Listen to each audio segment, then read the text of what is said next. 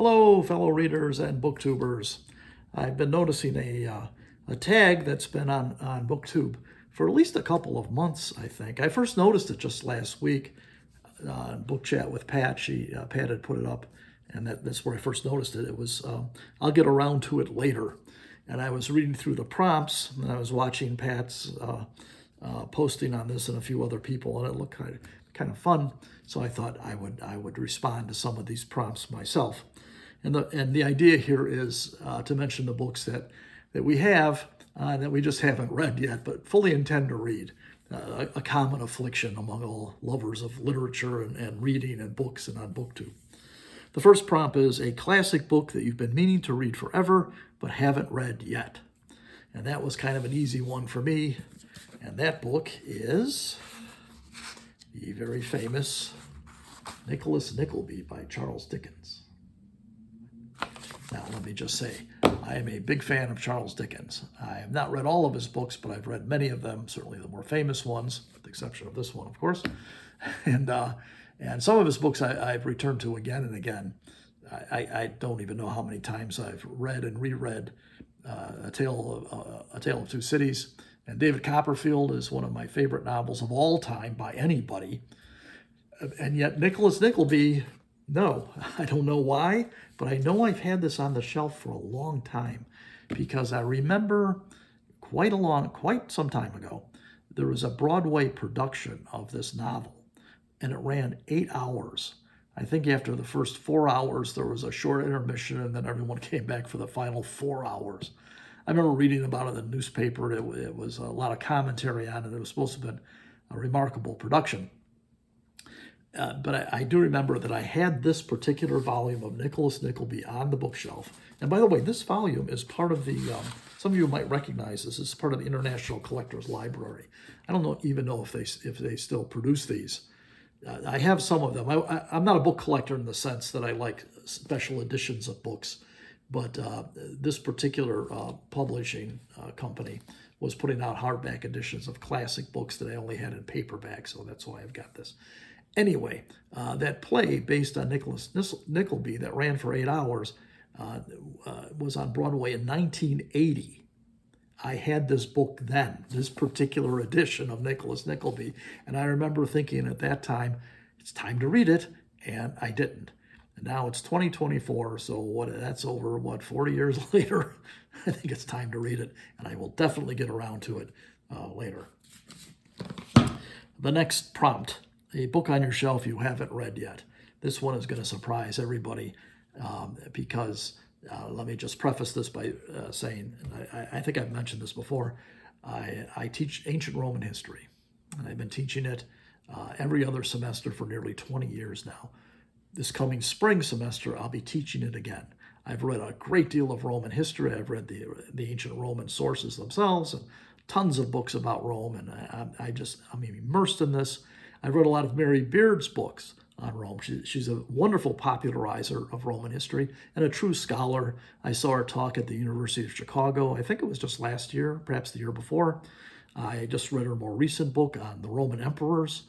I read her book on Pompeii, which was really good.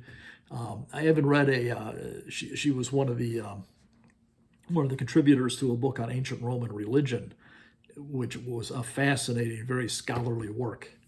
But what's the one that I've had that I haven't read yet?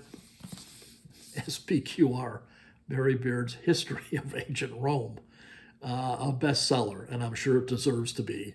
It came out a few years ago. I received it as a gift from someone who knows my taste in literature and in history books. This is certainly right up my alley. You would think, given the fact that I teach Roman history and I love Roman history, that I certainly would have read this because I love Mary Beard too. But no, I have not.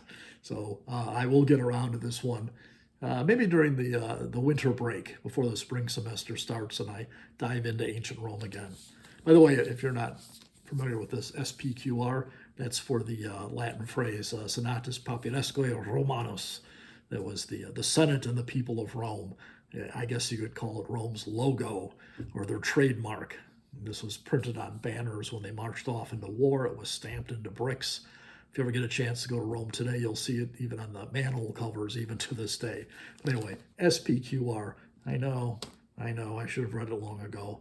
I really wanted to. I'm not exactly sure why I didn't, but I will get around to it pretty soon, later. A book that you recently got that you haven't read yet, All the King's Men by Robert Penn Warren. This book was published back in the 1940s.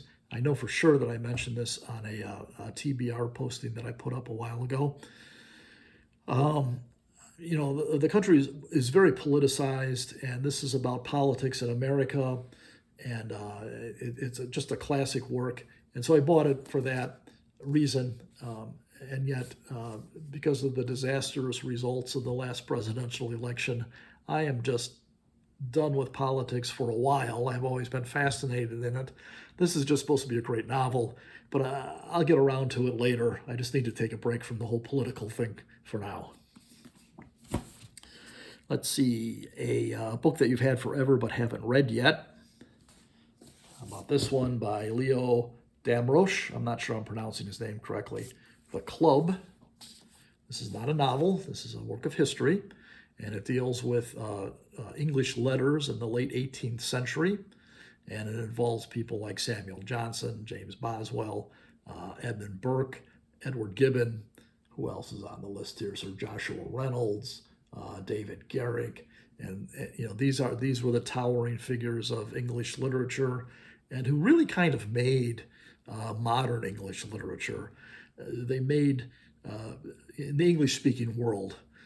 These were the guys who elevated all of it. Now, Shakespeare's not on here because he lived centuries before this, but it's been argued that Shakespeare would be kind of an unknown to us had it not been for Samuel Johnson, a few of these guys. But it's not just Shakespeare. These were the great, the intellectual elite of the time. I've always been fascinated by this time in English history and these gentlemen. And this is this kind of informal club that they had. They would get together and discuss their ideas and philosophical views. And I've had this book for a while. And again, it's been sitting on my TBR, one of my TBR shelves. I happened to notice it the other day. I don't know how it leapt to my attention, but I thought, yeah, I think I'll get around to this one sooner rather than later. But right up my alley. And then we have a book a friend recommended that you haven't read yet. And here it is, Clark and Division by Naomi Hirahara. I'm not sure I'm pronouncing the name correctly. I apologize for that. I'm not big on this. This is part of a series of I think they're detective stories. I don't read much in the way of series books anymore. I kind of like, I prefer novels that are standalone novels. I like particular authors, but I like a novel that has a beginning, a middle, and an end.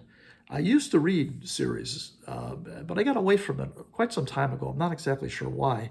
The reason I decided to read this one, because a friend recommended it, a friend who likes a good book series, and so I respect his opinion in that regard, and also because this takes place in Chicago, and that's where I live, so maybe a little special interest. Anyway, this is something I'm looking forward to. I think it's the first in a series of books that deal with a part of Chicago. Yes. A Japantown Mystery is the little subtitle here on Clark and Division. Then we've got a book you're procrastinating on. And this is another one I mentioned about a month ago on my TBR list. This is Martha Nussbaum's The Fragility of Goodness.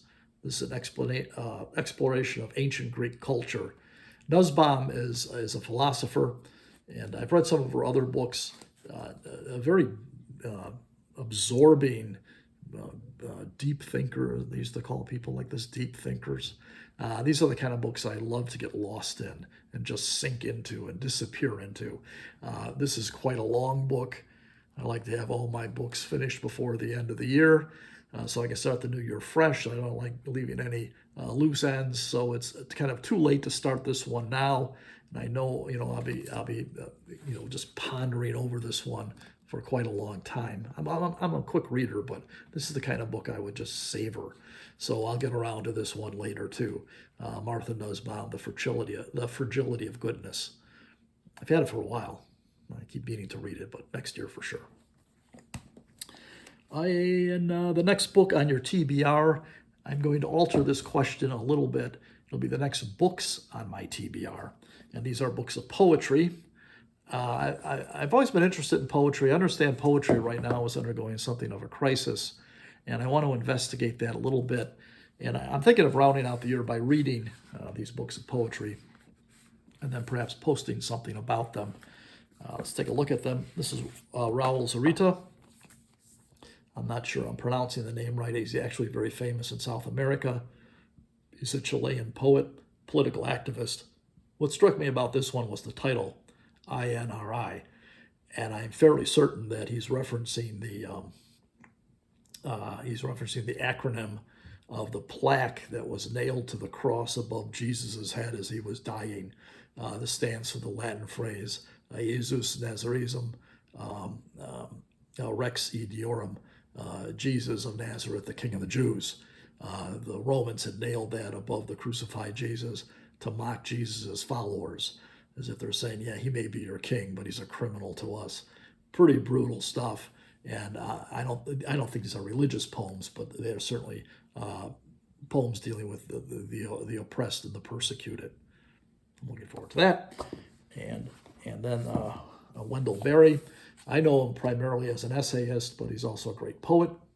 I know I mentioned this one too on a TBR list not too long ago, along with Louis Gluck's The Wild Iris. Okay. And Fernando Pessoa. This is a new discovery for me, and I think for a lot of people. He was a Portuguese poet and author in the early part of the 20th century. For whatever reason, he's only just now starting to get a lot of attention. And I read his novel, gosh, I can't think of the title of it now, but this is a collection of his poems. I've already started this one. I couldn't wait. So anyway, these are the next books on my TBR. I'm going to possibly finish out the year with some good poetry. Then it says tag some people. I must apologize. My technical skills are pretty vague when it comes to tagging people. Not entirely sure how to do that. But if you're watching this video and you haven't taken part in this tag yet, consider yourself tagged. And that's all I've got for you now. Keep reading. Please take care of yourselves and stay hopeful.